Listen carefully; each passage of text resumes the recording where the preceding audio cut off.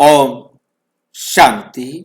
15 फरवरी 2026 आज की अव्यक्त मुरली रंगीन बड़े बड़े अक्षरों में पढ़ें, सुने और मंथन करें।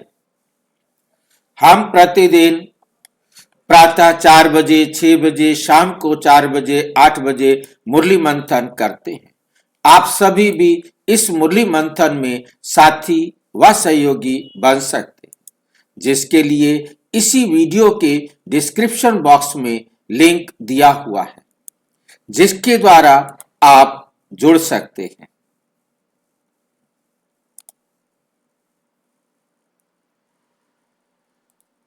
यदि आपको जुड़ने में ये एक ही लिंक चारों समय के लिए रोजाना के लिए एक ही रहता है।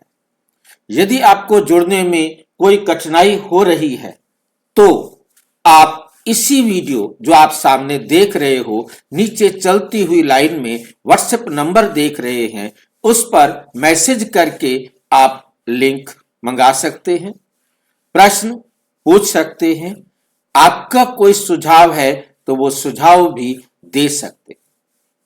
अच्छा, ओम शांति।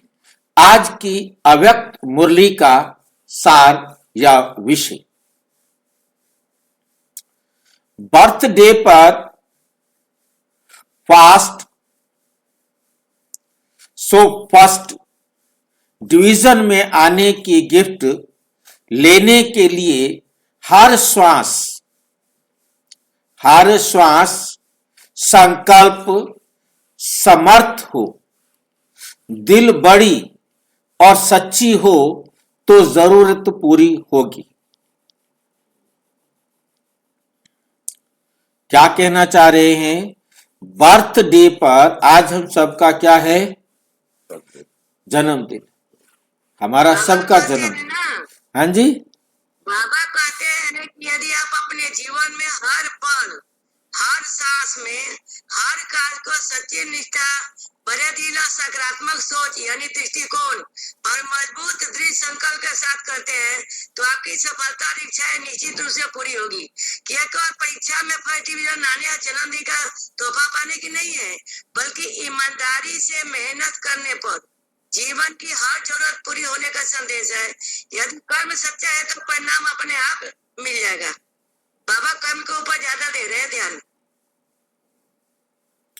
बर्थडे पर फास्ट सो फर्स्ट, जो फास्ट चलेंगे, बहुत तेज गति से आगे बढ़ेंगे और फर्स्ट डिवीजन में आने की गिफ्ट, क्योंकि तेज चलेंगे, रोजाना लगातार पढ़ाई पढ़ेंगे तो आगे निकलेंगे ना। बर्थडे पर फास्ट सो फर्स्ट, तेज चलकर, धीरे धीरे नहीं, दौड़कर भी नहीं, उड़कर फर्स्ट डिवीजन में आने की गिफ्ट। फर्स्ट डिवीजन और फर्स्ट में अंतर है, कौन बताएगा? फर्स्ट डिवीजन और फर्स्ट में क्या अंतर है? फर्स्ट डिवीजन और फर्स्ट में क्या अंतर है, कौन बताएंगे? फर्स्ट डिवीजन और फर्स्ट में क्या अंतर है? भाई जी, एक होता है पोजीशन, एक होता है डिवीजन।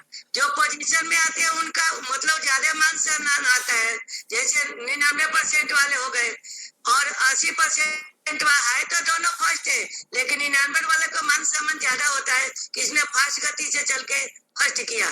फर्स्ट तो बहुत तेरे होते हैं, लेकिन एक डिवीजन होता है, एक पोजीशन होता है। फर्स्ट कितने आ सकते हैं? फर्स्ट में तो बहुत सारे आए, लेकिन पोजीशन में तो वही है ना। फर्स्ट कितने आएंगे? एक होता है फर्स्ट, एक होता है फर्स्ट डिवीजन। फर्स्ट में एकदम बिल्कुल। कोई और भाई बता सकते हो तो बताए, फर्स्ट आने वाले कितने होंगे? फर्स्ट एक ही होता है। फर्स्ट एक ही होता है, फर्स्ट ढेर सारे नहीं होते, फर्स्ट एक ही होता है। फर्स्ट में अंतर होता है।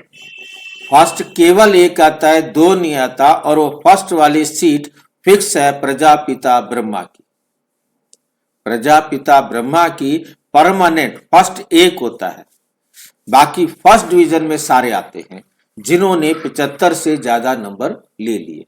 कई जगहों पर 60 से ज्यादा नंबर लेने वाले भी फर्स्ट में काउंट किए जाते हैं और 75 से ज्यादा वालों को डिस्टिंक्शंस में कहा जाता है कि जिसने इस विशेष सब्जेक्ट के अंदर 75 से ज्यादा नंबर लिए हैं उसको डिस्टिंक्शंस कहा जाता है। खैर, हमारा यहाँ पर 75 का ही हिसाब होता है, 50 से 75 तक, 75 से 100 तक, 25 से 50 तक, 1 से 25 तक, 4 हिस्से होते हैं हमारे यहाँ कोई फेल नहीं होता है, पास सारे होते हैं। भाई 33 में रखा जाता है ना, 25 वाले बहन को भी जी, तो फेल माना बहन जाता जी है। प्लीज, बहन जी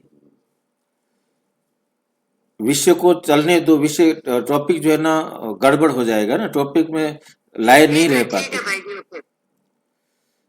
जो प्रश्न पूछे उसका आप जवाब दो तो लिंक रहता है ना, तो अच्छा रहता है। ये ठीक है। बर्थडे पर फास्ट सो फर्स्ट, हमारा जन्मदिन है, अब हम फास्ट चल के, तेज चल के फर्स्ट डिवीजन, फर्स्ट नहीं कहा जा रहा क्योंकि फर्स्ट डिवीजन में तो ढेर सारे आ सकते हैं ना, फर्स्ट इसलिए बाबा की लिख करके छोड़ दिया। अब आपकी मर्जी है 75 से 100 के बीच में बाबा के बाद जो भी सीट लेना चाहो आप ले सकते हो और उसकी गिफ्ट लेने के लिए क्या करना होगा वो बाबा कह रहे हैं। हर श्वास, यदि आप फर्स्ट डिवीजन में आना चाहते हो, मतलब आप स्वर्ग में आना चाहते हो, स्वर्ग के सतो प्रधान अवस्था में आना चाहते हो, सतो प्रधान में भी 75 से ज्यादा नंबर लेना चाहते हो, अब आपकी मर्जी है 75 लो, आपकी मर्जी है 80 लो, आपकी मर्जी है 85 लो, आपकी मर्जी है 95 लो, जितना लेना चाहते हो उसके लिए हर श्वास, हर संकल्प समर्थ हो, हर श्वास, हर संकल्प समर्थ हो। समर्थ होने का मतलब क्या है? समर्थ होने का मतलब क्या है, कौन बताएंगे? सफल होना। सफल होना, सफलता प्राप्त करना। समर्थ माना सफलता प्राप्त करना। दिल बड़ी और सच्ची हो, दिल बड़ी हो और सच्ची हो तो हर जरूरत पूरी होगी। मतलब जो भी आप संकल्प करेंगे वो आपका संकल्प पूरा होगा, परंतु ये जरूरी है कि दिल बड़ी और सच्ची हो। इसमें यदि जरा सा भी दिल में भी हल्की सी कमी हुई या सच्चाई में भी हल्की सी कमी हुई तो आपकी इच्छा तो पूरी होगी, परंतु वो इच्छा सतयुग वाली पूरी नहीं होगी, क्योंकि मिलेगा तो पद उसी हिसाब से जितना आपने मेहनत किया है। सतयुग में आना है तो दिल सच्ची चाहिए, दिल बड़ी चाहिए, हर श्वास और हर संकल्प समर्थ होना चाहिए। इतनी पुरुषार्थ, इतना मेहनत करना है और मेहनत में धीरे धीरे नहीं, कर लेंगे वाला नहीं, एकदम फास्ट करना है, तेज से करना। जितना तेजी से आप अपना परिवर्तन करेंगे, समय तो वही है, आप 10 की स्पीड से चलो, 20 की स्पीड से चलो, 60 की स्पीड से चलो, 80 की स्पीड से चलो, 90 की स्पीड से चलो, ये अब आपके ऊपर है कितनी स्पीड से चल करके आप अपनी मंजिल को प्राप्त करते हो। ये मुरली 22 फरवरी 2009 को चलाई थी,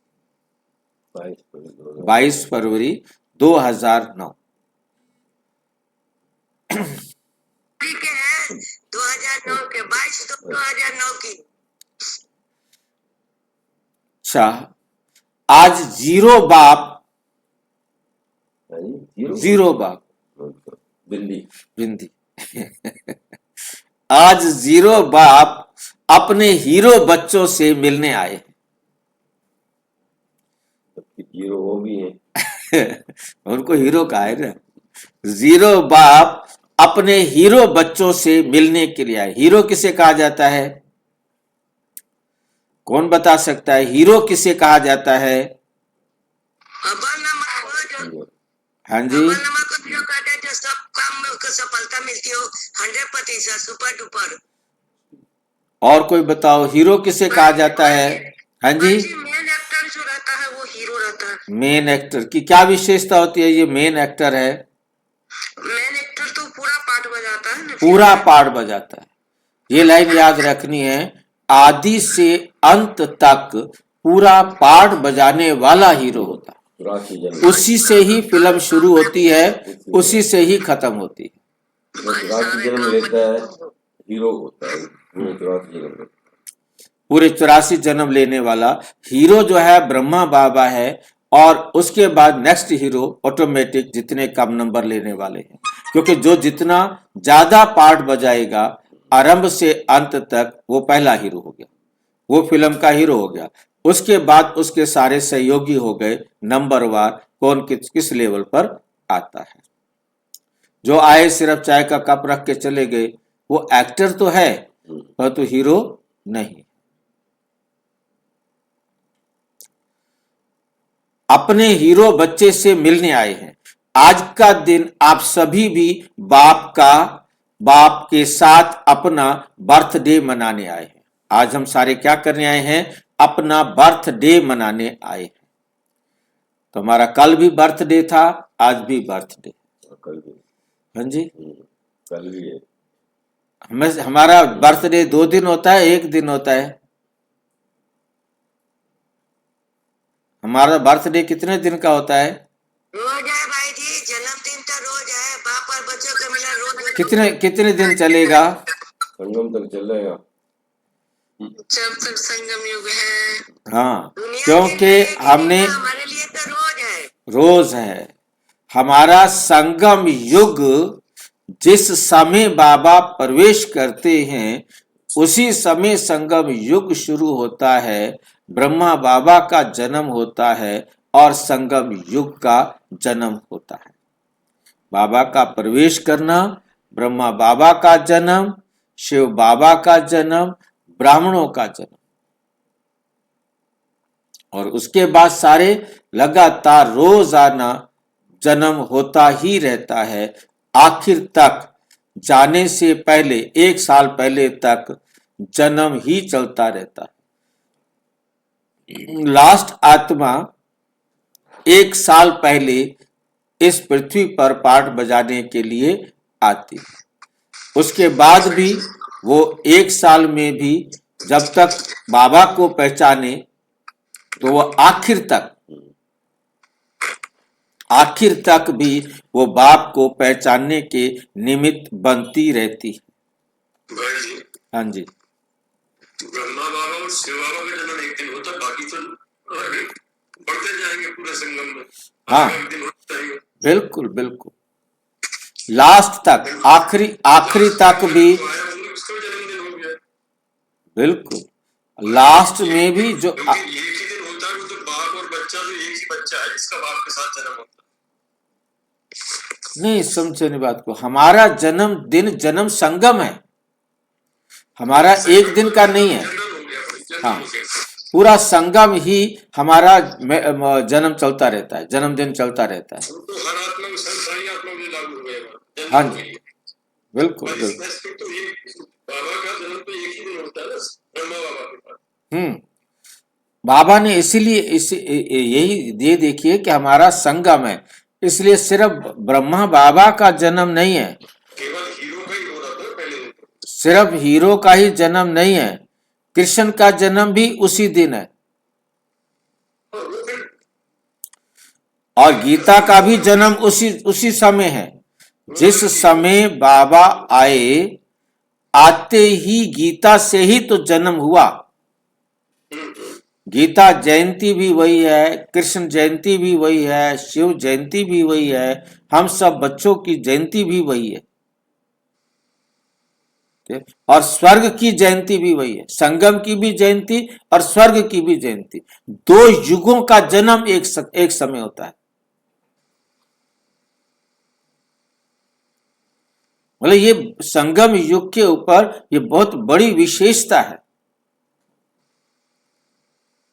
कि संगम का भी जन्म हो रहा है और सतयुग का भी जन्म हो रहा है। 2 युग एक साथ पैदा होते हैं। कितनी कमाल की बात है।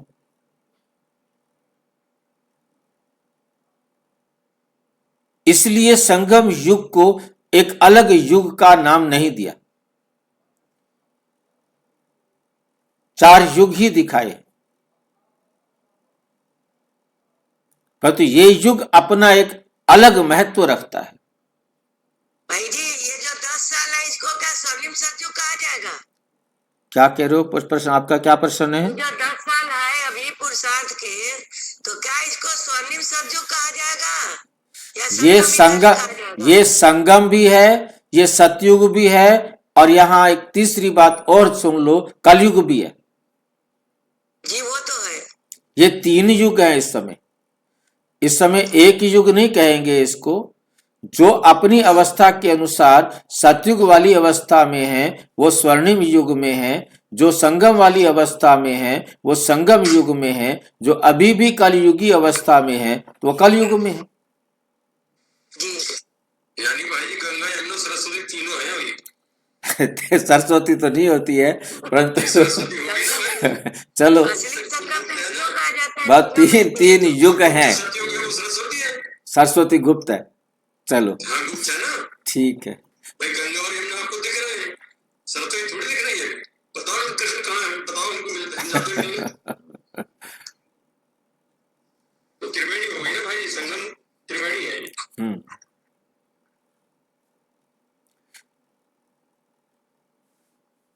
और बाप के साथ अपना भी बर्थडे मनाने आए हैं, तो बाप दादा सर्व बच्चों को चाहे सन्मुख बैठे हैं चाहे दूर बैठे, दिल के नजदीक बैठे हैं, चारों ओर के बच्चों को सर्व संबंध से मुबारक दे रहे हैं, सर्व संबंध से मुबारक दे रहे हैं। उसमें भी विशेष 3 मुबारक बाप, शिक्षक और सतगुरु के रूप में 3 बधाइयां पालना, पढ़ाई और वरदानों की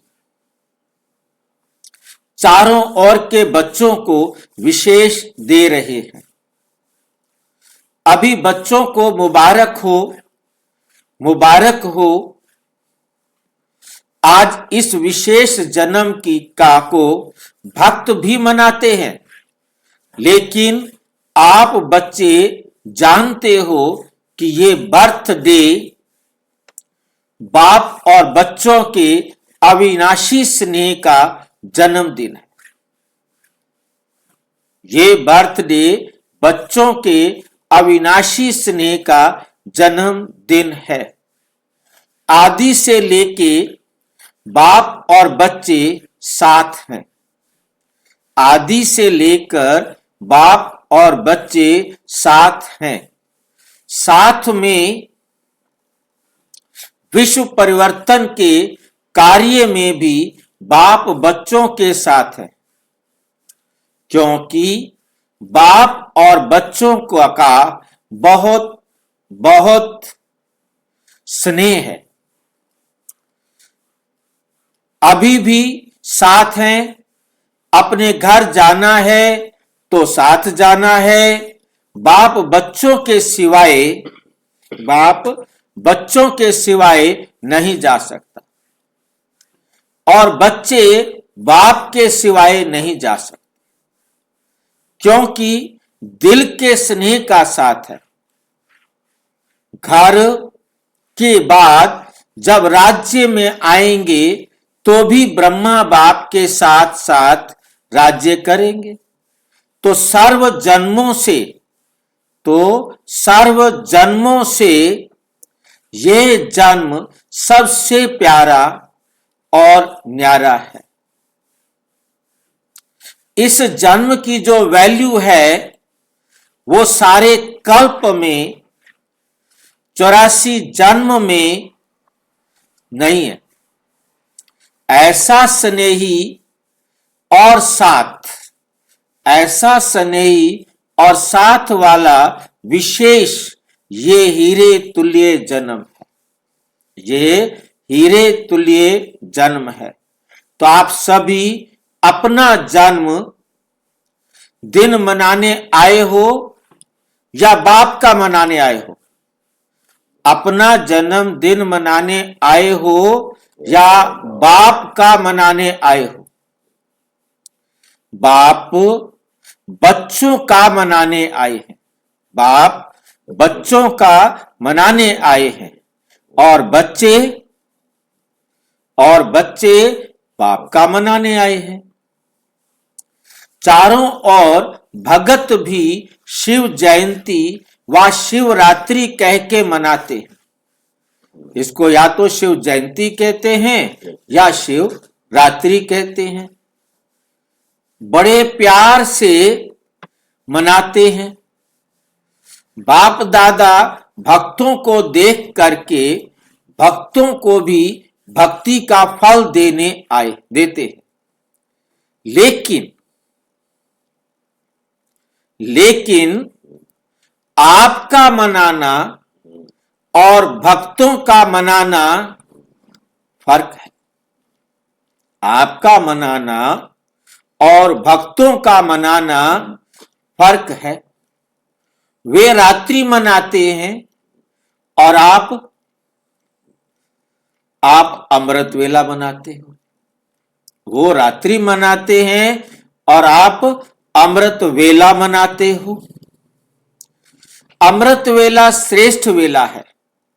अमृत वेले ही बाप दादा हर एक बच्चे की झोली वरदानों से भर, अमृत वेले ही बाप दादा हर एक बच्चे की झोली वरदानों से भर देते हैं। सभी की झोली वरदानों से भरी हुई है। सभी की झोली क्या है? वरदानों से भरी हुई है ना। रोज वरदाता बाप से वरदान मिलते ही, रोजाना बाप से वरदाता बाप से वरदान मिलते ही हैं। कितने वरदान आप एक एक बच्चे को बाप दादा द्वारा मिले हैं? कितने वरदान मिले हैं हमें बाप दादा द्वारा? गिनती नहीं है। रोज कितने वरदान देते। एक ही मुरली में आप देखो कितने वरदानों से झोली भर देते हैं।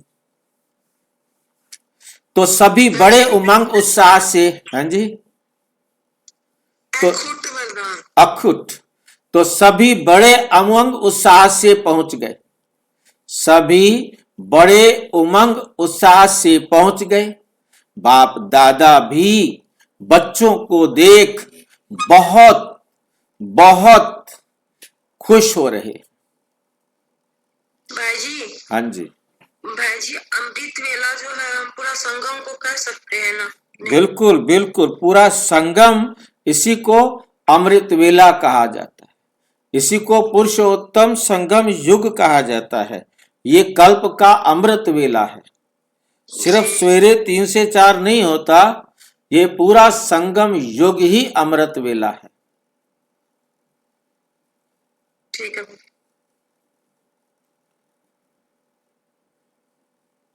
कल्प का अमृत वेला वो है हमारा 24 घंटे का अमृत वेला।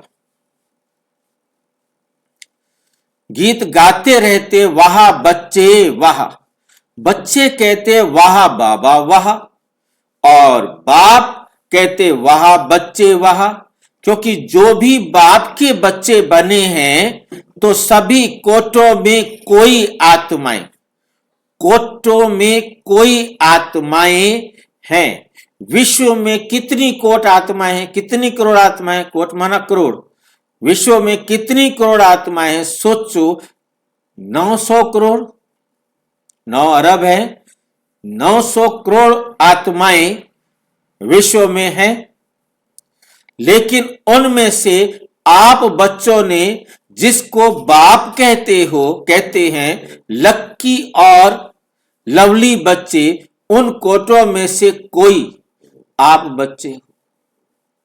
करोड़ों में से भी कोई आप बच्चे हो।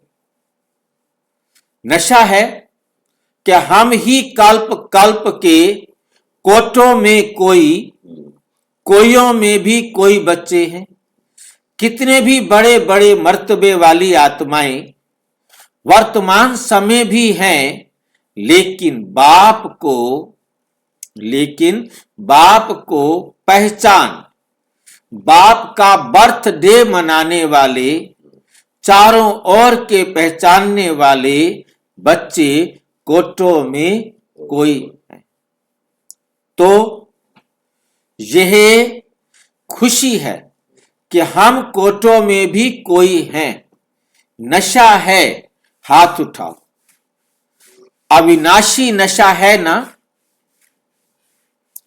कभी कभी वाला तो नहीं है, सदा है और सदा ही रहेगा। सदा है और सदा ही रहेगा। माया पेपर तो लेती है, अनुभव है ना। माया का भी परमात्म बच्चों से ज्यादा प्यार है।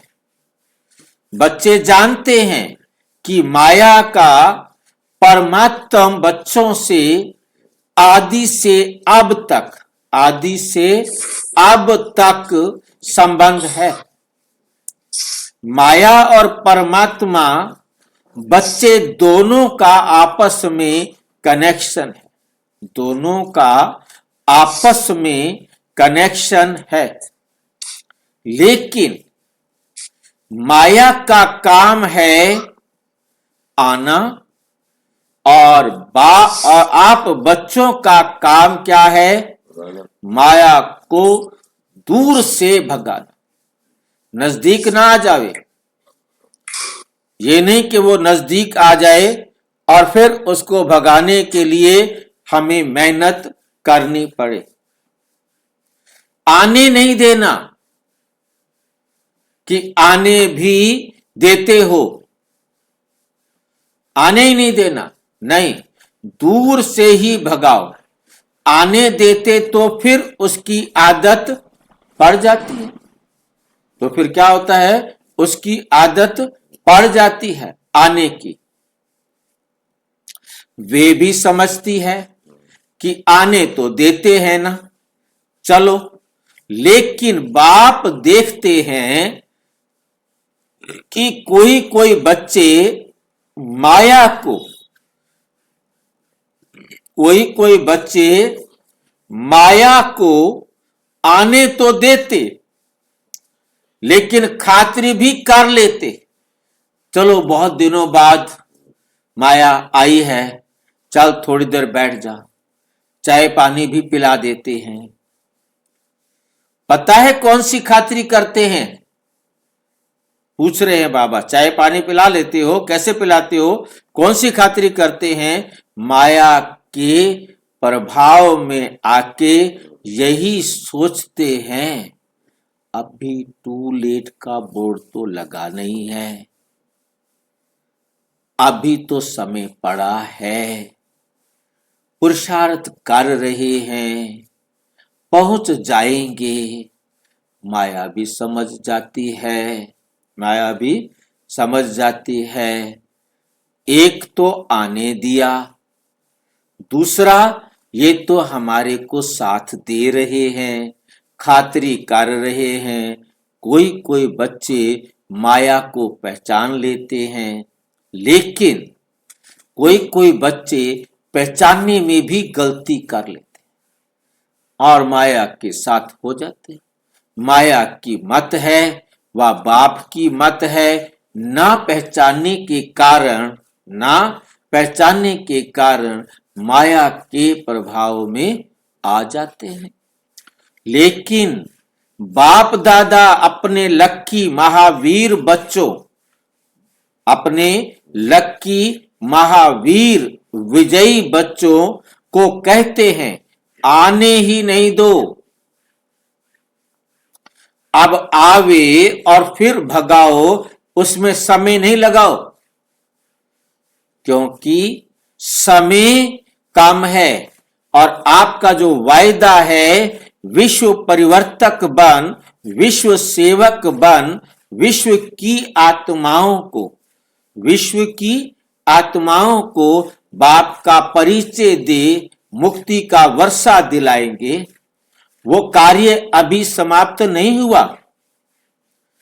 उस कार्य को समाप्त करने में समय लगाना है।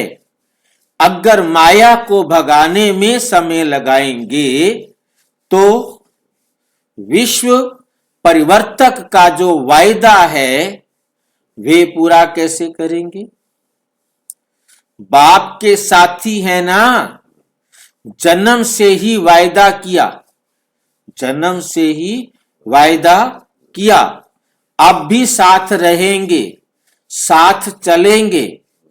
इसलिए अभी जो बाप से शक्तियां मिली हैं, उन शक्तियों के आधार से माया को दूर से भगाओ, माया को दूर से भगाओ।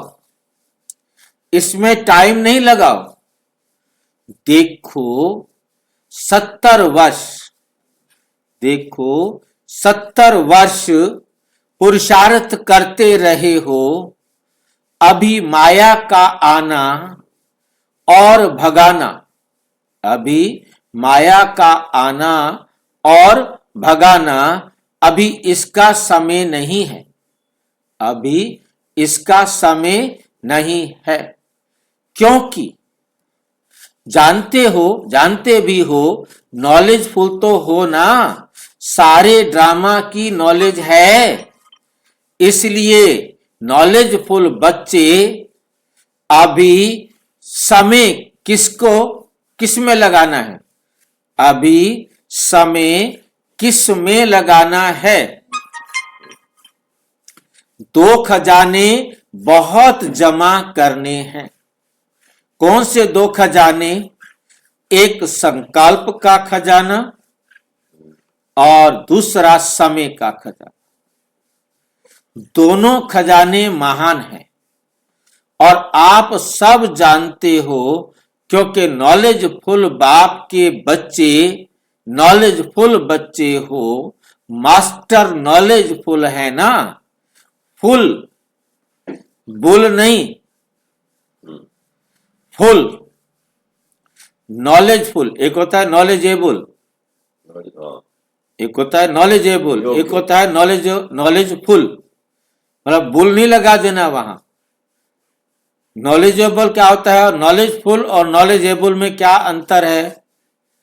नॉलेजफुल और नॉलेजेबल, इन दोनों में क्या अंतर हो? होता है ज्ञान, नॉलेजफुल का पूरा ज्ञान भरा हुआ हो। एक योग्य है। और कोई बताएं? फुल नॉलेज, एकदम भरपूर नॉलेज, ज्ञान। नॉलेजफुल और नॉलेजबुल में कोई अंतर बताओ। नॉलेजफुल में ना दो तरह होता है, कोई चालाक होता है, कोई मूर्ख होता है। भाई जी आपकी बात बहन जी ठीक है, बाकियों को भी बोलने का मौका दो। ओके, भाई जी, हाँ जी, नॉलेज मतलब ये ज्ञान प्राप्त करने लायक है, और नॉलेज हाँ। नॉलेज तो 100% बिल्कुल नॉलेज एबुल, ये नॉलेज एबुल होता है। नॉलेज एबुल मतलब ज्ञान प्राप्त करने के योग्य। हाँ। और एक है नॉलेज फुल, जो जिसने पूरा ज्ञान प्राप्त कर लिया, जिसने पूरा ज्ञान प्राप्त कर लिया। तो नॉलेजफुल है ना, नॉलेज बुल नहीं। मतलब बुल को क्या है यहाँ पर, मेरे को पहले लगा बुल माना बैल होता है, बैल का क्या लिंक होगा, पर तो ये नॉलेज के साथ जोड़ना है। फुल की जगह बुल वाला नहीं बनना, फुल वाला बनना। बुल का काम मतलब हुआ वो। गलत से प्रिंट हो गया भाई जी। हाँ जी, वो लिखने में गलत हो गया, नॉलेजेबल ही है वो। हाँ नहीं लिखा तो वही है जो बाबा ने बोला। हाँ, नॉलेजेबल। नॉलेजेबल पूरा नहीं लिखा ना, बाबा ने आधा बोला तो उन्होंने आधा लिखा। मतलब नॉलेज फुल और फुल, उसके बाद नॉलेज फुल तो ऊपर लिख दिया, फिर लिखा कि फुल बुल नहीं। हाँ, फुल बुल नहीं। अब बुल अलग शब्द दिखाई दे रहा था, फिर इसको जब नॉलेज के साथ लगाया तब मुझे भी समझ में आया कि ये नॉलेजेबल कह रहे हैं। हाँ, नॉलेजेबल। तो इस प्रकार से, क्योंकि अर्थ तभी लिया जाए जब उसको हम ठीक प्रकार से सेंटेंस में लगाएं। कोई नॉलेजेबल है कोई कोई नॉलेजेबल हैं, नॉलेजफुल नहीं है, क्योंकि नॉलेज लेने के लायक तो बन गए। रेफरेंस नहीं होगा मेरी समझ में नहीं आएगा। हाँ हाँ बिल्कुल। आप कौन हो? नॉलेजफुल हो? हाथ उठाओ। जो नॉलेजफुल हैं वो हाथ उठाओ। नॉलेजफुल या नॉलेजेबल पूछ रहे हैं फिर, क्योंकि हाथ तो सभी उठा देते हैं। सभी नॉलेजफुल हैं? हाथ। हाँ जी। बोले कि नॉलेजेबल का मतलब होता है जानकारी रखने वाला। हाँ, जानकारी रखने वाला भी कहेंगे, जानकारी लेने के लायक भी कहेंगे। लायक। पर जो नॉलेजेबल है, नॉलेज लेने के लायक है। एबल माना लायक, नॉलेज ज्ञान को लेने लायक। भाई आप जो है ना इस स्कूल में क्लास में एडमिशन लेने लायक हो, योग्य योग्य हो। आपने 10वीं पास कर लिया, इससे आपको 11वीं में एडमिशन ले सकते हो। जैसे भाई बोला गया था कि ये बंदा बहुत ही नॉलेजेबल है, इसका मतलब क्या है? इसका मतलब यही है कि ये अपने ज्ञान को बढ़ा सकता है, प्रोग्रेस में है ये। नॉलेजफुल नहीं कहेंगे। नॉलेजफुल जब कहेंगे इसको पूरी नॉलेज है। नॉलेज फुल अलग चीज है, नॉलेज बुल वहाँ लिखा हुआ है भाई जी। बुल का अर्थ क्या होगा? पता है नॉलेजेबल नॉलेजफुल समझ में आ रहा है मेरे को। नॉलेज बुल है भाई जी, नॉलेज फुल अलग चीज है, नॉलेज बुल अलग चीज है। अरे बहन जी समझ गए, मैं समझ गया। हमें बहुत अच्छी तरह से समझना है। नॉलेज एबल मतलब ये ए लग जाता है तब बुल, बुल खाली बुल नहीं लगता, एबुल। नॉलेजेबल, नॉलेज बुल नहीं होता, नॉलेजेबल होता है। तो नॉलेजेबल जब होता है तब होता है वो ज्ञान प्राप्त करने के लायक है। ये 6ठी 5वीं क्लास पास करके आया है, अब ये 6ठी की पढ़ाई पढ़ सकता है। और जो जिसको हम कहते हैं नॉलेजेबल है कि ये सीख सकता है, इसको आप कार्य में ले लो। जितना इसको पता है ये अपने ज्ञान का प्रयोग करेगा, ये आगे बढ़ सकेगा। हाँ ये बात सही है अभी। और जो नॉलेजफुल है वो ज्ञान को पूरा पूरा सारा समझ है उसको, उसे बताने की जरूरत नहीं है। ठीक है, समझ लीजिए वो विशेषज्ञ बन गया, हाँ फुल हो गया, एकदम कंप्लीट। विशेषज्ञ बन गया वो। हाँ, अब क्योंकि नॉलेजेबल है ये जो है ना संभाल लेगा, आप इसको गाइड करोगे ना ये काम कर लेगा। हम्म।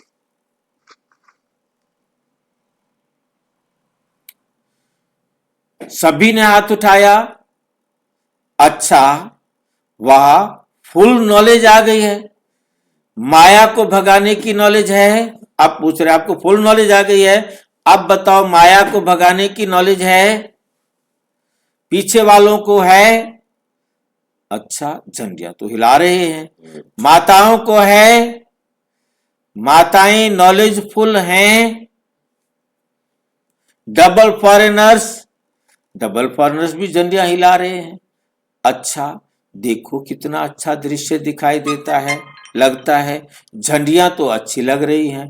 तो नॉलेजफुल हो, नॉलेजफुल अर्थात माया को, नॉलेजफुल कौन होते हैं वो बता रहे हैं, माया को दूर से भगाने वाले। वो नजदीक ही ना आवे, वहीं के वहीं से चली जाए यहां से बाहर, एकदम अंदर, अपने नजदीक आने का चांस ही नहीं देना है उसको। दूर से, माया को दूर से भगाने वाले तो ऐसे हो, क्योंकि बाप दादा ने पहले ही कह दिया है खजाने जमा करने की बैंक सिर्फ इस समय, खजाने जमा करने की बैंक सिर्फ इस समय संगम युग में है। खजाने जमा करने की बैंक सिर्फ इस समय संगम में है। फिर सारा कल्प जमा करने की बैंक नहीं मिलेगी। सतयुग, त्रेता, द्वापुर, कलयुग में तो खर्च ही करना है। बैंक से निकाल करके सारा खर्च करते हो, जमा करने का वहां कोई चांस नहीं। क्योंकि जमा करें भी सही, मान लो मैंने अरबों खरबों रुपया कमा लिया है, मैं उस बैंक में जमा कर दूं, कहीं भी दान पुण्य में लगा दूं, तो मुझे जाने से पहले उसका सुख लेकर के ही जाना है, बराबर करके ही जाना है। वो स्थूल दुनिया का कुछ भी जमा नहीं होता, और यहां सूक्ष्म जमा होता है और अपने आप को हम बढ़ाते हैं। नहीं मिलेगी। जो अब जमा किया वही काम में लगता रहेगा, लेकिन जमा करने की बैंक अब संगम युग पर खुलती है, क्योंकि जो भी हमने लिया दिया हुआ था वो सब ले देकर अपना खाता बराबर जमा कर लेते हैं। सारा कल्प जितना हमने खर्च किया था वो वापिस हम जमा करके ले जाते हैं। इसलिए आप क्या कहते हो, सभी को संदेश में सुनाते हो ना, अब नहीं तो कभी नहीं। तो आप सभी को याद है ना, बाप नहीं तो अब नहीं तो कब नहीं, ये सदा याद रहता है।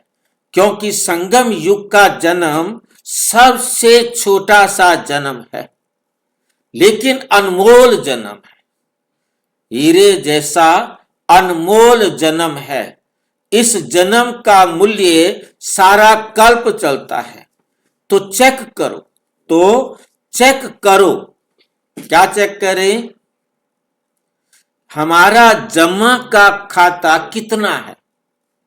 जितना चाहते हो उतना जमा होता है, जितना चाहते हो उतना रोज जमा होता है, क्योंकि बाप दादा ने पहले ही कह दिया है, बाप दादा ने पहले ही कह दिया है कि अभी चलने का समय समाप्त हुआ, अभी चलने का समय समाप्त हुआ। कौन सा समय है? दौड़ने का भी नहीं है, उड़ने का समय। अब बस उड़ो, कोई भी दुनिया की समस्याएं नीचे पड़ी रहें, आप उड़कर अपनी मंजिल को प्राप्त करो। पुरुषार्थ का समय पूरा हुआ, लेकिन अभी तीव्र पुरुषार्थ का समय है। वे भी थोड़ा सा समय है। कब कहा था ये थोड़ा सा समय है? 2009 में कहा था। उसको भी 17 साल हो गए, पूरे 17 साल हो गए। 22 फरवरी को कहा था, आज क्या हो गई है? 14 फरवरी हो गई है। सिर्फ 8 दिन का फर्क है।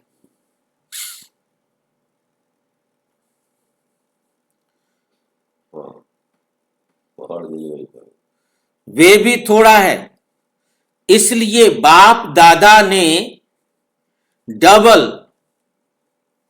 विदेशियों को टाइटल दिया है, डबल तीव्र पुरुषार्थी। बोलो, डबल तीव्र पुरुषार्थी हो, डबल तीव्र पुरुषार्थी हो, हाथ उठाओ। डबल तीव्र पुरुषार्थी पक्का? विदेशियों से, डबल विदेशियों से पूछ रहे हैं। शुक्र है कि हम सिंगल देश के रहने वाले हैं, नहीं तो हमारे ऊपर भी डबल लग जाता, हम बच गए ना। उनको तो डबल तीव्र पुरुषार्थी बनना पड़ेगा, हम तो सिंगल पुरुषार्थी से काम चला लेंगे। ठीक है ना? फायदा है ना हमारा, हम विदेश में जन्म नहीं लिया, नहीं तो बाबा का तो कोई का फर्क पता नहीं लगता, कब किसके सिर पर क्या रख देवे जिम्मेवारी। अच्छा, बाप दादा तो जन्म की मुबारक के साथ आपको बधाई भी देते हैं। पदम पदम गुणा बधाइयां हो, बधाइयां हो, बधाइयां हो। बाप दादा ने देखा, जो बाप दादा ने होमवर्क दिया था, ओके का होमवर्क दिया था। क्या होमवर्क दिया था ओके का? इसमें बाप दादा ने होमवर्क दिया था, सभी बच्चे घर जाकर हर महीने एक पत्र लिखेंगे और पत्र में कुछ नहीं लिखना, ओके लिखो। सिर्फ ओके लिखना है। यदि आप ओके नहीं है तो उसके नीचे लाइन लगा देनी है, बस। नहीं लिखना, और उस लाइन से पता लग जाएगा आप कितने ओके हो, कितने ओके नहीं। ठीक है कि नहीं? वे कई बच्चों ने अटेंशन दिया, लेकिन 100 मार्क्स बहुत थोड़ों के हैं। 100 नंबर बहुत थोड़ों के हैं। 50% वाले ज्यादा हैं, लेकिन बाप दादा यही चाहते हैं। सुनाई क्या चाहते हैं? सुनाऊं? बाबा कहते हैं बाप दादा की यही हर एक आशाओं के दीपक, आशाएं संपन्न करने वाले महावीर बच्चों से बाप की यही आशा है कि समय अनुसार अगर अब से बहुत काल तीव्र पुरुषार्थ का चार्ट जमा नहीं किया तो फिर कब करेंगे? बाप दादा समय प्रति समय 3 शब्द याद दिलाते हैं। एक अचानक, दूसरा एवर रेडी, तीसरा बहुत समय का खाता जमा। एक अचानक, दूसरा एवर रेडी, तीसरा बहुत समय का खाता जमा। क्योंकि बहुत समय से खाता जमा किया होगा तभी तो ज्यादा होगा। गैस को बंद कर। क्योंकि बाप दादा चाहते हैं कि बच्चे अपने राज्य में फर्स्ट जन्म से 21 जन्म अंत तक फुल रहा। जी, ये फिर से लाइन एक्सप्लेन कीजिए ना पूरी, मतलब बहुत जन्म का खाता रेडी है, वो रेडी का। अच्छा, एक शब्द है अचानक, 3 शब्द दिए थे। दूसरा एवर रेडी, तीसरा बहुत समय का खाता। क्योंकि 2 पहले वाले शब्द तो ये हैं कि अचानक ही होगा जो कुछ, और अचानक होने का सामना वो कर सकेंगे जो एवर रेडी होंगे, हमेशा तैयार रहते होंगे। अब तीसरा क्या है कि बहुत काल का समय का खाता जमा। अब कोई आत्मा जन्म लिया, आज उसने 1% सुधार किया, 6 महीने बाद 2%, 3%, धीरे धीरे सुधार किया। अब उसने धीरे धीरे सुधार किया तो धीरे धीरे थोड़ा हुआ। अब किसी ने आज 20 किया, फिर 5 पर आ गया, फिर 10 पे चला गया, फिर 3 पे आ गया, फिर 1 पे चला गया, फिर 8 पे आ गया। मतलब कभी ऊपर कभी नीचे। अब जिग जैग करते हुए भी उसका जितना टोटल होगा वो बनेगा। तो बाबा कहते जितना भी आप ज्यादा से ज्यादा करो और ज्यादा समय का करो। तो कहते हैं बहुकाल का। अब कोई आत्मा एकदम 30 पर उठ गई और उसने 30 ही बनाए रखा तो 30% के लायक परमानेंट हो गया ना उसका। कोई 80% उठ गई तो सीधा 80 पर बनाए रखा, आज 80 पर पहुंच गई और फिर नीचे आ गई, फिर कई दिन नीचे चलती रही, फिर कभी ऊपर चढ़ गई। तो इस प्रकार के बहुत समय का खाता जमा नहीं हुआ ना। तो कहते हैं कि बहुकाल का अभ्यास चाहिए। हाँ, बहुत समय का अभ्यास करना है, बहुत समय से अपना श्रेष्ठ कर्मों का खाता जमा करना है। तो जमा जितना होगा उसी आधार पर होगा ना। सही भाई। क्योंकि बाप दादा चाहते हैं कि बच्चे अपने राज्य में फर्स्ट जन्म से 21 जन्म अंत तक फुल राज्य करें, राज्य भाग्य के अधिकारी बने। अभी तो ये खुशी है ना कि अपना राज्य आया। जैसे अभी संदेश देते हो बाप आया है, ऐसे ये भी खुशखबरी सुनाते हो कि अपना देवी राज्य सुख शांतिमय राज्य आया। हाँ जी भाई जी, बहुत समय का मतलब थोड़ा थोड़ा करके जमा करके ऊपर उठना। थोड़ा थोड़ा करके ऊपर नहीं उठना। मैंने 3 अवस्थाएं दिखाई हैं मेरे भाई। एक तो धीरे धीरे अपने आप को उठा रहा है। अब उसने आज 1 जमा किया, 2 किया, हम एक सप्ताह का समझें तो बैंक के अंदर हमने जमा करना है।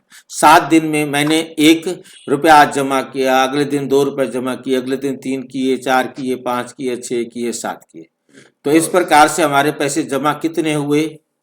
7 6 13 5 18 4 22 और 3 25 और 2 27 और 1 28 रुपए हमारे जमा हो गए 28 रुपए। ठीक है। अब एक आदमी ने सवेरे 7 सीधा 10 पर पहुंचा दिया। अब वो 10 रुपए रोज जमा कर रहा है, ठीक है नहीं, तो उसके हो गए सीधे 700 रुपए। और एक आत्मा है, आज उसने 10 रुपए जमा किए और कल उसने 1 कर दिया, फिर उसने 2 किया, फिर उसने 10 कर दिए, फिर 1 कर दिया। तो ऐसे उसने जमा किए तो कम हुए ना, गिरता रहा चढ़ता रहा, गिरता रहा चढ़ता रहा। एक धीरे धीरे धीरे धीरे ऊपर उठा, एक जो है ना पूरा उठ करके पूरा लास्ट तक बनाए रखा। अब उसके तो ज्यादा जमा होंगे ना। जी समझ गए। मतलब जमा कितना कर रहा है डिपेंड तो ये करता है। हम रेगुलर मतलब जमा कर रहे हैं, कभी हम ऊपर उठ गए, कई दिन तक फिर नीचे ही चलते रहे, तो जितने दिन हम नीचे चले तो उतना हमारा कम जमा हुआ ना। जिसको बाबा ने जिग जैग कहा है। हाँ, जिग जैग भी होता है, धीरे से भी ऊपर जाना होता है। ग्राफ कैसे चल रहा है? एक ने जमा किया, एक ने जमा भी नहीं किया और गवा भी दिया। गवा भी दिया, जमा किया 10, खर्च कर दिया ज्यादा, वो पिछला भी खत्म हो गया। मैं भी एक डॉक्टर साहब की सुन रहा था कि जिसमें मुझे याद आया कि हार्ट के अंदर हमारे एक जो है ना, जो अंदर की एंडोथेलियम्स होती हैं, मतलब नसें होती है जो जिसके वो बहुत चिकनी होती है, वो घी की बनी होती है, वो एकदम चिकनी होती है। तो उससे जो है ना कोई भी चीज हो जाती आती रहती है, उसमें एलडीएल भी जा रहा है, एचडीएल भी जा रहा है, हर प्रकार का चल रहा है, कोई नुकसान नहीं है, कोई दिक्कत नहीं है। परंतु कब एक टेस्ट किया गया, डॉक्टर ने टेस्ट किया कि एक बर्गर बड़े वाला डबल बर्गर और उसको जो है ना कॉफी और मतलब काफी जो है ना जंक फूड दिया एक यंग बच्चे को, उसका चेक किया, उसको जंक फूड दिया और उसके क्योंकि हजम होने में 2 घंटे लगेंगे, तो 2 घंटे के बाद जब चेक किया तो उसमें जख्म बन चुका था। मतलब इतना जल्दी असर करता है। आपने जैसे जंक फूड खाया, उसने उस घी को क्या किया, उस लेयर को घायल कर दिया, उसमें एक दरार लगा दी। और फिर उसके बाद मतलब ये होता है कि इतना खतरनाक है, अब इतना जल्दी असर करता है। एक ही डाइट आपने रॉन्ग ली है, वो आपके अंदर क्या बना देगी, जख्म बना देगी। जब वो जख्म बन जाता है तो उसके अंदर फंस जाता है, वो पकड़ना शुरू कर देता है, वहां वो जमना शुरू हो जाता है, क्योंकि खुरदरी जगह हो गई ना, तो वहां पर फिर वो ब्लॉकेज बनना शुरू हो जाता है। तो जंक फूड, गंदा खाना, जैसे शराब पिया, सिगरेट पिया, ऐसे कुछ गलत तरीके या टेंशन, ये जो हमारी रॉन्ग लाइफस्टाइल है, वो हमारे ब्लॉकेज बनाने का कारण बनती है। और इसको ज्यादा ज्यादा मिर्च मसालों से भी हो जाता है। बिल्कुल। तो उसके बाद क्या होता है कि आपने अगले दिन मतलब ठीक भी रिपेयर भी करती है, आपने अगले दिन वेजिटेबल्स लिए, मतलब सादा खाना खाया, सिंपल खाना खाया, तो उसको रिपेयर भी करता है वो, मतलब बिगाड़ता भी है। आप कभी कभी खा लेते हैं तो उसको वो रिपेयर कर लेगा, पर तो अब लगातार ही आप गलत खाना खाते जा रहे हैं तो वो फिर बढ़ेगा ही बढ़ेगा, कम नहीं होगा। इसलिए हाँ जी, जो फॉरेन में है उनका तो डेली फूड ही जंक फूड है, बॉडी तो उनकी तभी तो उनकी हालत खराब है, तभी तो वो इंडियन फूड की तरफ जा रहे हैं अब, और इंडिया वाले उनकी तरफ भाग रहे हैं। हाँ जी, ये जो इंडियन फूड्स में हेल्दी डाइट होती है ना, उससे भी होता है। इंडियन फूड में क्या है, हेल्दी डाइट लेते हैं ना, ज्यादा घी वाला खाना, उससे देखिए अभी जो है ना अमेरिका वालों ने भी डिक्लेयर किया है कि 30% आपके भोजन में घी होना चाहिए।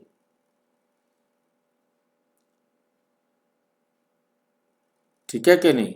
घी नुकसान नहीं करता, परंतु घी नुकसान करता है तब जब हम उसको गलत तरीके से खाते हैं। उसका धुआं निकाल दिया है, वो हमारे लिए हानिकारक हो जाता है। जैसे अधिक तली हुई चीज हानिकारक हो जाती है, और वैसे ही अधिक पका हुआ घी भी हमारे लिए हानिकारक हो जाता है। ठीक है, अब वो देख रहे हैं इस बात को कि अब वो कहते हैं कि आप घी खाओ। घी नहीं खाएंगे तो आपका जो अपना कोलेस्ट्रॉल है वो गलत बनेगा। गलत क्यों बनेगा? लीवर बनाता है हमारे कोलेस्ट्रॉल। अब हम चैप्टर में बात बहुत दूर चलेंगे, वापस आते हैं। ठीक है नहीं, मैं आपको डॉक्टर बनाने बैठ जाऊंगा। ठीक है नहीं, तो मेन हमें बात मैंने सिर्फ इसलिए बताया था कि हम अपने आप को बनाएं, बिगड़ने नहीं दें। जितना ज्यादा जमा करेंगे उतना हमारे खाते में जमा होता जाएगा। तो जब सबको ये संदेश देते हो तो अपना पुरुषार्थ भी तीव्र, बहुत समय का जमा करने वाला चाहिए। बहुत समय तक का तीव्र और बहुत ऊंचा जमा करना है। ये हिसाब बहुत काल से स्मृति में रखो, क्योंकि मजा नए घर में है। मजा कहाँ है? नए घर में, स्वर्ग में है। अगर 2-3 जन्म के बाद आए तो 2 मास मकान को हो जाए, 2 महीने हो जाए मकान को, तो कहेंगे 2 महीने पुराना है जी मकान, नया है या 3 मास हो गया है। तो बाप दादा चाहते हैं अब गाड़ी लेकर के आओ, बस 1 दिन बाद भी आप उसे बेचो, नहीं भी ये तो पुरानी गाड़ी हो गई, अब ये रेट डाउन। 3 मास हो गया है तो बाप दादा चाहते हैं कि एक एक बाप दादा का लाडला बच्चा, वह बच्चा, बाप के दिल तख्त नशीन बच्चा पहले जन्म में ब्रह्मा बाप के साथी होके, ब्रह्मा बाप के साथी होके आवे, मतलब ब्रह्मा बाप समान बन के आवे कम से कम, या अलग अलग आवे, कम आवे, दूर से आवे, देर से आवे। पसंद है मतलब ब्रह्मा बाबा का साथी बनना माना संगम पर कृष्ण के साथ जन्म लेने वाला बने। तो क्या करना पड़ेगा? यदि आप कृष्ण के साथ जन्म लेने वाला बनना चाहते हो तो क्या करना पड़ेगा? करना भी तो पड़ेगा ना, ऐसे थोड़ा आ जाएंगे। पसंद तो है, बाप को भी पसंद है, लेकिन करना क्या पड़ेगा? अब से चलो, बीती सो बीती को भुला दो, बाप दादा माफ कर देंगे। माफ क्या करेंगे? ये तो ना कि हमें फल मिल जाएगा। बाप दादा वैसे कह रहे हैं माफ कर देंगे। बीती, अब से बर्थडे की सौगात बाप को क्या देंगे? बाप को कुछ तो सौगात देंगे ना। बाप को का जन्मदिन मनाने आए हो तो बाप को सौगात क्या देंगे? जो बाप की आशा है, हर एक बाप की आशा क्या है? हर एक बच्चे में लास्ट में फास्ट हो सकता है। हर बच्चे में लास्ट में फास्ट हो सकता है। जो पहली बारी आए हैं वो हाथ उठाओ। अच्छा, तो बाप दादा सभी लास्ट आने वाले बच्चों को पहले बारी आने का की पद्म गुणा मुबारक दे रहे हैं। कितनी मुबारक दे रहे हैं? पद्म गुणा मुबारक दे रहे हैं। लेकिन एक भाग्य भी बता रहे हैं। भाग्य बनाने की मार्जिन है, क्योंकि टू लेट का बोर्ड नहीं लगा। क्या नहीं लगा है? टू लेट का बोर्ड नहीं लगा है। अगर कोई लास्ट भी फास्ट पुरुषार्थ करे, लास्ट सो फास्ट, और फास्ट सो फर्स्ट डिवीजन में आ सकते। फर्स्ट नंबर नहीं, फर्स्ट नंबर वो एक ही है, वो ले चुका, वे तो प्रसिद्ध हो गए हैं, लेकिन फर्स्ट डिवीजन में आ सकते हो। पसंद है? आने वाले नए बच्चों को पसंद है? आने वाले नए बच्चों को पसंद है? चांस है, बाप दादा सीट दे देंगे, लेकिन कुछ करना भी तो पड़ेगा। एक एक श्वास, एक एक संकल्प, अटेंशन, बस अटेंशन। अटेंशन देंगे तो टेंशन नहीं होगी। क्या फर्क है अटेंशन और टेंशन में? अटेंशन आत्मा समझ के अटेंशन को, आत्मा समझ कर सोचेंगे तो वो अटेंशन हो जाएगा। बिना आत्मा के आपके संकल्प चलेंगे तो वो टेंशन हो जाएगा।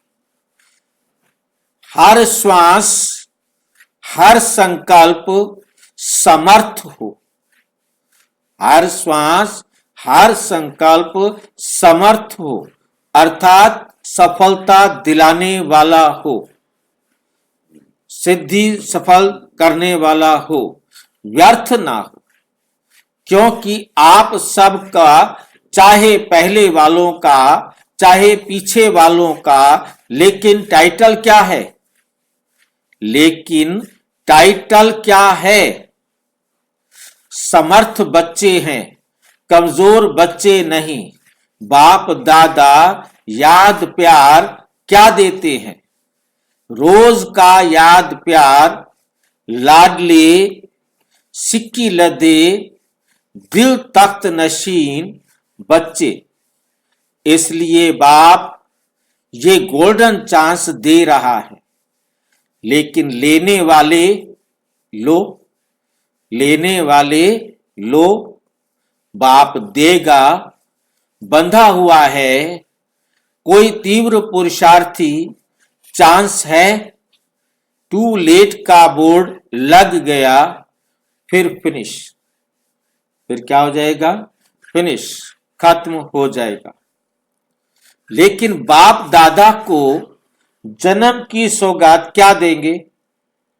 लेकिन बाप दादा को जन्म की सौगात क्या देंगे?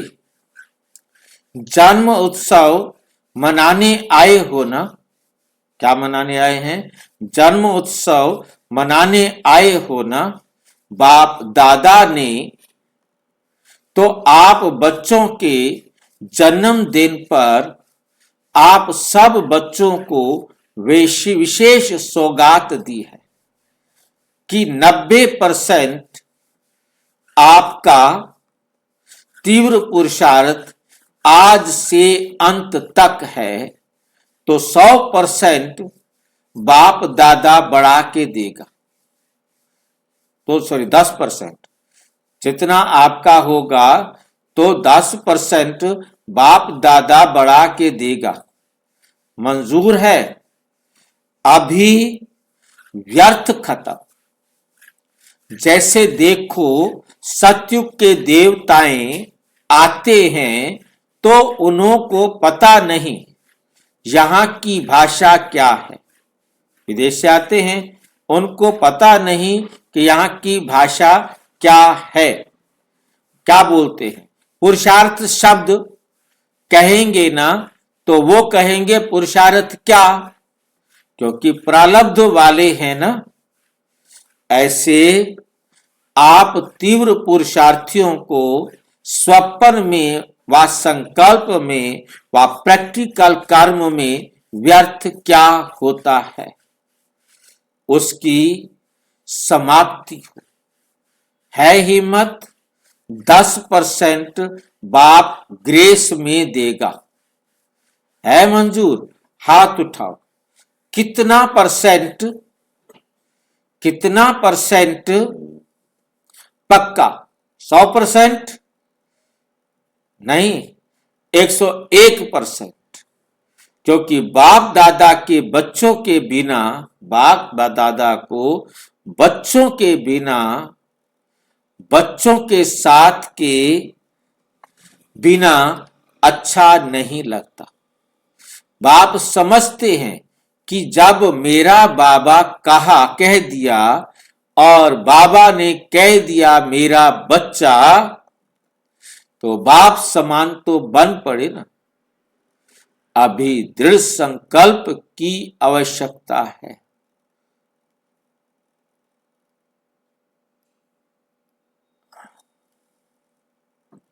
अभी दृढ़ संकल्प की आवश्यकता है। आप लोगों ने किताब छपाया, आप लोगों ने किताब छपाया है ना। दृढ़ संकल्प ही सफलता की चाबी है। तो संकल्प को कॉमन नहीं करो। आप हो कौन? आप कौन हो? बाबा पूछ रहे हैं, आप हो कौन?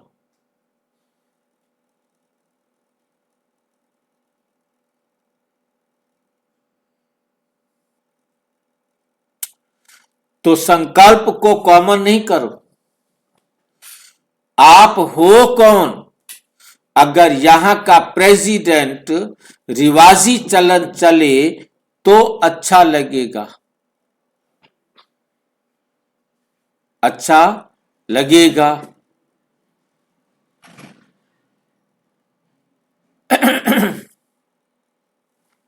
और आप कौन हो? आप तो 3 तख्त के निवासी हो। सबसे बड़ा तख्त बाप दादा का दिल तख्त, सबसे बड़ा तख्त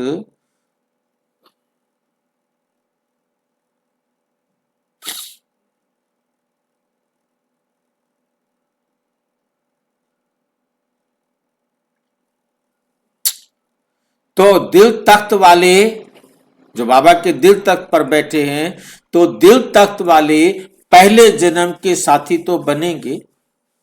भले तख्त पर एक बैठेगा, लेकिन रॉयल फैमिली, राज्य अधिकारी, रॉयल फैमिली राज्य अधिकारी तो बन सकते हो। तो साथ निभाने वाले घर तक, साथ निभाने वाले घर तक तो साथ चलेंगे। बाप दादा कैसे भी ले जाएंगे, बाप दादा कैसे भी ले जाएंगे। वाया ले जाएंगे या डायरेक्ट ले जाए, लेकिन ले तो जाएंगे। तो क्या फिर घर में बैठ जाएंगे? पूछ रहे हैं बाबा, परम धाम जाके बैठ जाएंगे या वापस भी आना है? क्या कहेंगे बच्चे? वापस आना है। वापस आना है। बाकी पाया समझा दीजिए। हाँ जी, वाया। पाया समझा दीजिए। हमने चित्र देखा है ना, इसका सीढ़ी वाला चित्र देखा है। उस सीढ़ी वाले चित्र में दिखाया है जाने का रास्ता। तो मैं आपको सीढ़ी वाला चित्र दिखाता हूं।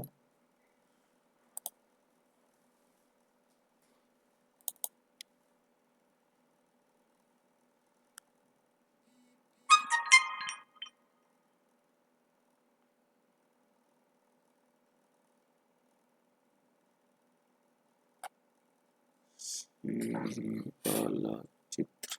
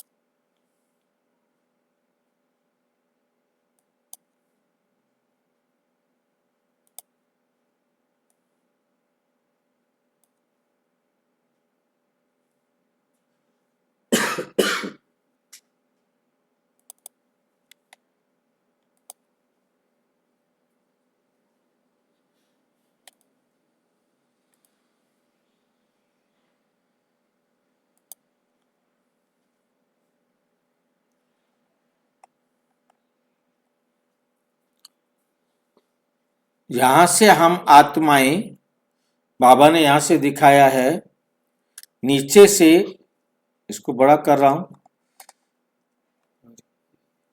तस्वीर नहीं आ रही इसमें, टेक्स्ट भी नहीं आ रहा। अभी देखता हूं, टेक्स्ट दिखाई नहीं दे रही आपको तस्वीर? केवल आपका लोगो भर आ रहा है इसमें बस, हाँ जी, केवल लोगो भर आ रहा है, शिव परमात्मा वाला, बस और कुछ नहीं आ रहा।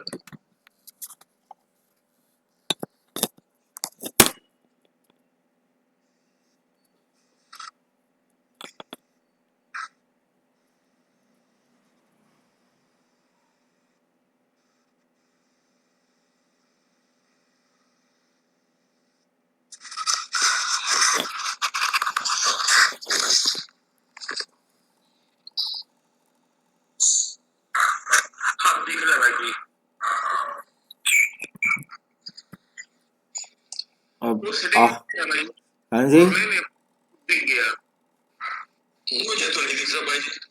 लाइट इफेक्ट से भाई जी ब्लैक स्टैक हो गया है। कैसे आप घुमाइए भाई जी, दिखा दीजिए, ठीक कर दीजिएगा। सही है भाई जी, दिखाई पड़ रहा है, सही है भाई जी। नहीं ऐसी हो गया छवि, हाँ ऐसी फोटो ऐसी दिख रहे हैं। हेजी नहीं दिख रहा है, वो लाइट इफेक्ट से कम कुछ पड़ रहा है बोल के वो ब्लैकिश हो गया है। कुछ दिख रहा है, कुछ नहीं दिख रहा है। चित्र ही ब्लैक है तो ब्लैक दिखाई देगा ना। नहीं भाई जी, चित्र ब्लैक का बात नहीं है। हाँ। जिस एंगल से रखा हुआ है उस एंगल से लाइट जो पड़ रहा है उसके ऊपर ब्लैकिश बना दिया है।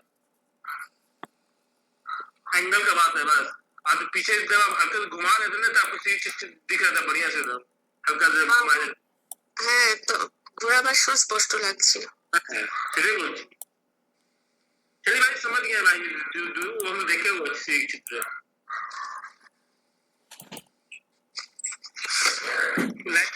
लाइट सेटिंग तो ठीक नहीं है, और कुछ नहीं है।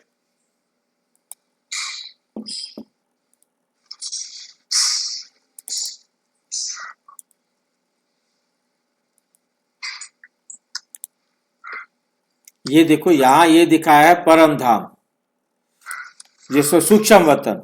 सूक्ष्म वतन में हम सभी बैठकर परमात्मा को याद कर रहे हैं। सूक्ष्म वतन में हम बैठकर परमात्मा को याद कर रहे हैं। और परमात्मा कहते बच्चे अब यहाँ से, क्योंकि संगम का मतलब है सूक्ष्म वतन, जो संगम में आ गए वो सूक्ष्म वतन में आ गए। तो वाया का मतलब है बाकी आत्माएं जो बाद में आने वाली हैं वो तो डायरेक्ट सीधा परमधाम जाएंगी। जो सतयुग में आने वाली आत्माएं हैं रूहानी ज्ञान और राजयोग याद की यात्रा द्वारा सदगति या जीवन मुक्ति, यहां दिखाया सीधा यहां पर जाएंगे। सीधा का मतलब क्या है कि वो 1 साल वहां रुकेंगे और सीधे यहां आ जाएंगे सूक्ष्म सतयुग में। परंतु सतयुग में आने के लिए हमें पहले परम धाम जाना है, परम धाम से हमको कहाँ आना है, सतयुग में आना है। डायरेक्ट कोई भी सीधा नहीं आएगा, वाया जाकर के ही आएंगे। बिना शांति धाम गए कोई भी सुख धाम में नहीं आ सकता। तो वाया का मतलब वाया परम धाम हुआ ना? हाँ, वाया परम धाम, वाया मुक्ति धाम सुख धाम में आएंगे। तो यहाँ से सीधा रास्ता दिखाया। फिर परम धाम को हम लोग पड़ाव भी बोल सकते हैं ना, वो पड़ाव पहले परम धाम तो हर एक को जाना ही है, सबको ही जाना है वो तो। हाँ, तो वाया वहीं से ही हम सुख धाम में आएंगे। और डायरेक्ट कौन से कहलाएंगे? डायरेक्ट कोई नहीं जा सकता। नहीं लिखा ना, वाया जाना चाहेंगे या डायरेक्ट जाना चाहेंगे? बाबा के साथ बोलिए परम धाम से डायरेक्ट आदमी स्वर्ग में जाएगा। ऐसा है कि डायरेक्ट कह दिया, परंतु डायरेक्ट कोई भी नहीं जाएगा। डायरेक्ट का मतलब 1 साल के लिए तो परम धाम जाना पड़ेगा ना कृष्ण की आत्मा को। तो वही मैं समझना था, डायरेक्ट किसको कहा? डायरेक्ट हाँ, डायरेक्ट की उन्होंने मतलब उस टाइम ये कहा कि डायरेक्ट सीधा सुख धाम में आ जाएंगे, परंतु वो 1 साल जो है ना, स्टेज वालों को तो नहीं है कहीं बाबा का इशारा है भाई? कैसे एडवांस स्टेज का इशारा तो नहीं डायरेक्ट वाला। एडवांस स्टेज को कह रहे हैं, पर तो एडवांस स्टेज वाले भी 1 साल के लिए तो जाएंगे। जाएंगे तो वहाँ पंच करने तो जाएंगे वहाँ पे। हाँ, कार्ड पंच तो करना है। हाँ, कार्ड पंच करने तो उनको ही जाना पड़ेगा। उनको ही जाना पड़ेगा, परंतु ये उस समय कहा होगा कि जिनको वहां जाना नहीं पड़ता। परंतु ये तो एक ही मुरली है ना जिसमें कहा कि हर एक को जाना पड़ेगा,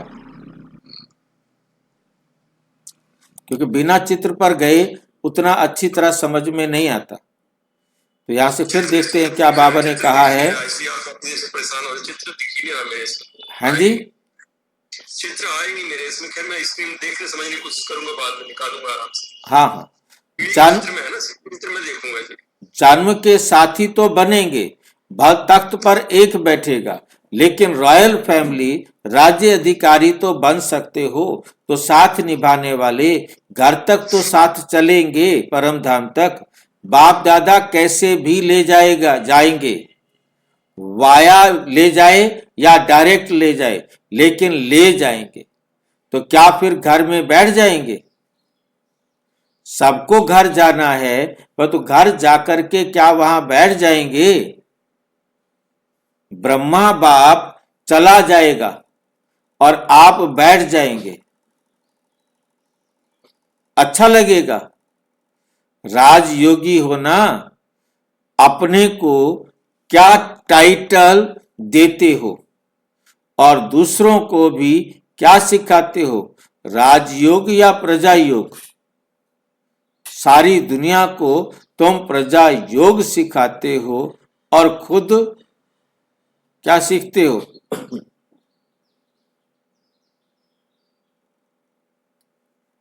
राजयोग या प्रजा योग?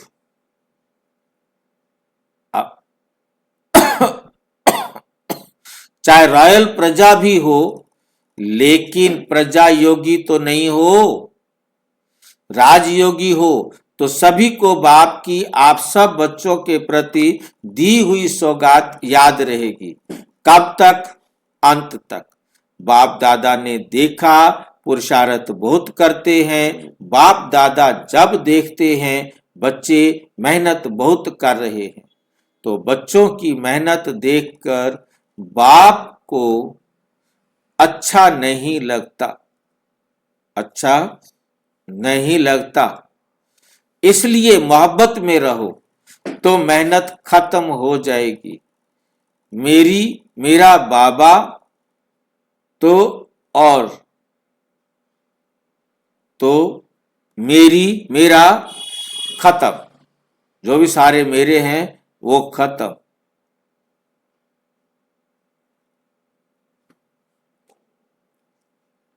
जब मेरा बाबा कहा तो अनेक मेरा उसमें खत्म हो गया, क्योंकि जब बाबा को मेरा कहा तो बाकी दुनिया वाले जो मेरे थे वो मेरे नहीं रहे। जब मेरा बाबा कहा तो अनेक मेरा उसमें खत्म हो गया ना। एक खिलौना लाते हो ना, एक में एक होता है, एक में 10-12 समा जाते हैं। खिलौना बताते हैं तो एक मेरा बाबा कहने वाले हो ना, मेरा बाबा है ना, महारथियों का बाबा तो नहीं, मेरा बाबा। जब मेरा बाबा है तो हद का मेरा तेरा में समा जाएगा। हद का भी बाबा है, बेहद का भी बाबा है।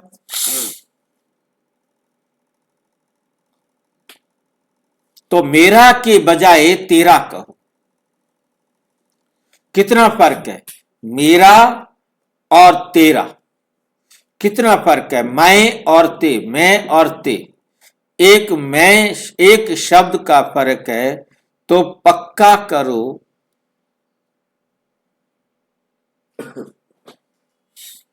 तो पक्का है ना, मेरा बाबा पक्का है। कितना परसेंट? 100%। 100 और 1 ऐसे एक अंगुली उठाओ जो 101 कहते हैं, बे उठाओ। बाप दादा देख रहे हैं, टीवी में भी देख रहे हैं। अच्छा, चारों ओर के बच्चों के चारों ओर के बाप दादा के दिल तख्त नशीन बच्चों को, चारों ओर के तीव्र पुरुषार्थी बच्चों को, चारों ओर के बाप दादा ने जो गिफ्ट दी उस गिफ्ट को स्वीकार करने वाले, और जो बच्चों ने संकल्प से बाप दादा को गिफ्ट दी उस संकल्प को सदा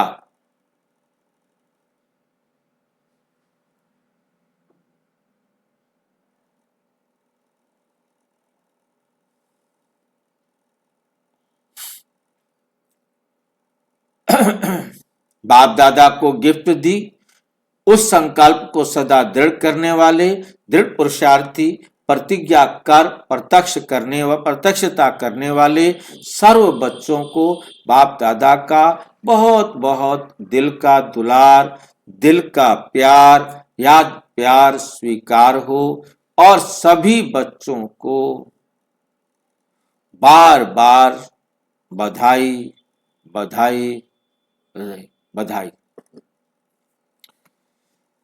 वरदान। मेहमानपन की वृत्ति द्वारा प्रवृत्ति को श्रेष्ठ स्टेज को ऊंचा बनाने वाले सदा उपराम भाव। मेहमानपन की वृत्ति, अपनी वृत्ति ऐसी बनाओ कि मैं इस संसार में मेहमान हूं, ये मेरा कुछ भी नहीं है, ये मेरा कुछ भी नहीं है, मैं तो क्या हूं, मेहमान हूं। मेहमान जहां जाएगा उसके पेरेंट्स का काम है इसकी देखभाल करना, सफाई करवाना। तो सदा उपराम भाव, इस संसार से आपकी बुद्धि क्या हो, हटी हुई हो। जो स्वयं को मेहमान समझकर चलते हैं वो अपने देह रूपी मकान से भी निर्मोही होते हैं, इस शरीर से भी उनको कोई मोह नहीं होता। मेहमान को अपना कुछ होता ही नहीं, कार्य में सब वस्तुएं लगाएंगे लेकिन अपनेपन का भाव नहीं होगा।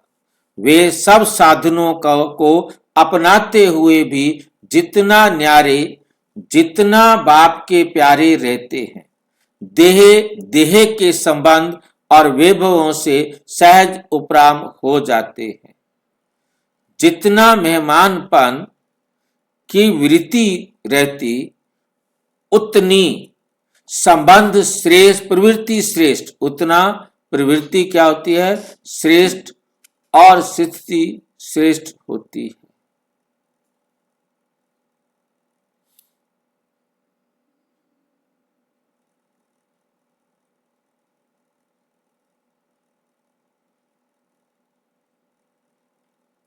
प्रवृत्ति श्रेष्ठ और स्टेज ऊंची रहती है। प्रवृत्ति श्रेष्ठ क्या होता है, जिस वातावरण में रहते वो प्रवृत्ति है वो भी श्रेष्ठ हो और अपनी अवस्था भी क्या हो, श्रेष्ठ। मतलब अकेले हमको ऊपर नहीं उठना, हमने सबको भी अपने साथ ऊपर उठाना है। स्लोगन है, अपने स्वभाव को निर्मल बना दो तो हर कदम में सफलता समाई हुई है, हर कदम में सफलता समाई हुई है। ये अव्यक्त इशारे एकता और विश्वास की विशेषता द्वारा सफलता संपन्न बनो, सफलता संपन्न बनो। दुनिया के आगे अब यही वास्तविकता दिखानी है कि हम सब एक हैं और एक के हैं, एक रस स्थिति में रहने वाले हैं।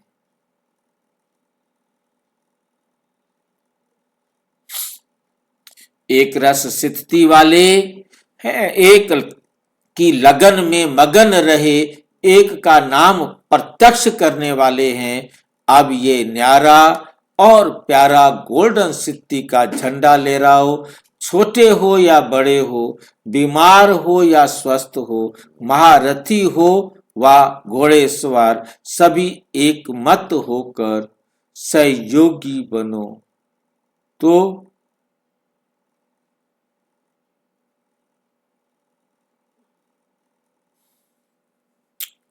अच्छा, ओम शांति, और विस्तार से जानने के लिए प्रजापिता ब्रह्मा कुमारी ईश्वरीय विश्वविद्यालय के किसी भी सेवा केंद्र पर संपर्क करें और यदि कोई प्रश्न है तो 9213106986 पर केवल टेलीग्राम करें या रटाई करें 9650692270 पर केवल व्हाट्सएप करें, फोन नहीं। ओम शांति।